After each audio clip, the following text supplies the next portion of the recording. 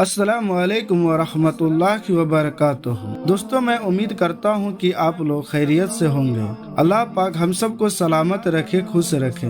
دوستوں، میں آپ سب سے ایک گزارش ہے کہ آپ سب نماز نہیں پڑھ رہے ہیں تو آج سے نماز پڑھنا شروع کر دیں، کیونکہ مرنے کے بعد پہلا قبر کے اندر سوال ہوگی، من ربو کا، تمہارا رب کون ہے؟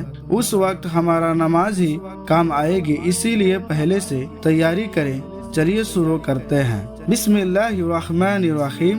باب 37، نافہمی کے ڈر کی وجہ سے ایک قوم کو چھوڑ کر دوسروں کو تعلیم دینا۔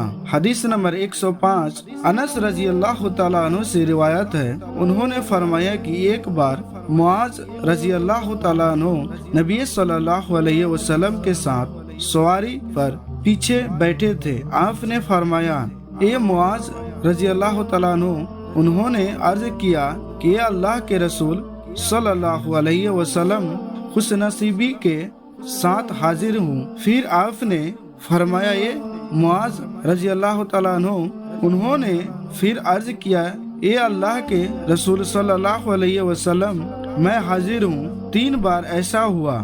پھر آپ نے فرمایا، جو کوئی سچے دل سے یہ گواہی دے کہ اللہ کے علاوہ حقیقت میں کوئی عبادت کے لائق نہیں اور محمد صلی اللہ علیہ وسلم اس کے رسول ہیں، تو اللہ اس پر دوزخ کی آگ حرام کر دیتا ہے۔ معاذ رضی اللہ تعالیٰ عنہ نے عرض کیا، اے اللہ کے رسول صلی اللہ علیہ وسلم، کیا میں لوگوں میں اس بات کو مشہور نہ کروں تاکہ وہ خوش ہو جائے؟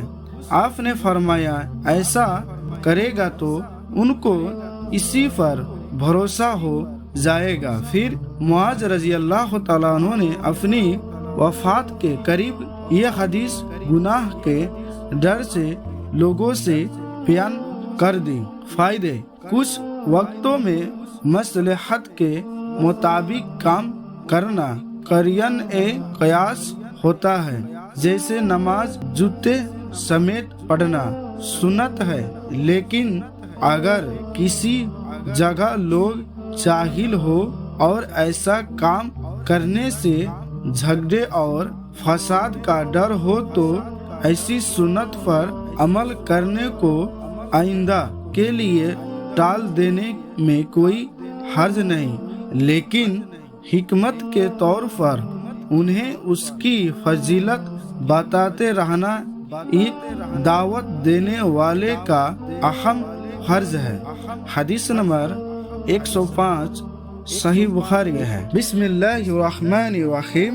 باب 38، علم پوچھنے میں شرم کرنا۔ حدیث نمبر 106، ام سلمہ رضی اللہ تعالیٰ عنہ سے روایت ہے کہ ام سلیم رضی اللہ تعالیٰ عنہ رسول اللہ صلی اللہ علیہ وسلم کے پاس آئے اور معلوم کیا کہ اے اللہ کے رسول صلی اللہ علیہ وسلم، اللہ تعالیٰ حق بات بیان کرنے سے نہیں شرماتا، کیا عورت کو احتلام پتن ہو تو اسے نہانا چاہیے؟ نبی صلی اللہ علیہ وسلم نے فرمایا، ہاں، اپنے کپڑے پر پانی دیکھے۔ ام سلمہ رضی اللہ تعالیٰ عنہ نے شرم سے اپنا منہ پچھا لیا اور عرض کیا، اے اللہ کے رسول صلی اللہ علیہ وسلم، کیا عورت کو بھی احتلام ہوتا ہے؟ آپ نے فرمایا، ہاں، تیرا ہاتھ خاک آلود ہو پھر بچے کی صورت ماں سے کیوں ملتی ہے؟ فائدے: اگر کسی کو کوئی مسئلہ پیش آ جائے تو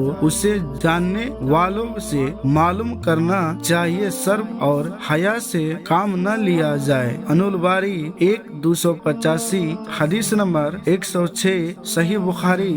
السلام علیکم ورحمۃ اللہ وبرکاتہ۔ اللهم صل على محمد وعلى آل محمد كما صليت على إبراهيم وعلى آل إبراهيم إنك حميد مجيد۔ اللهم بارك على محمد وعلى آل محمد كما باركت على إبراهيم وعلى آل إبراهيم إنك حميد مجيد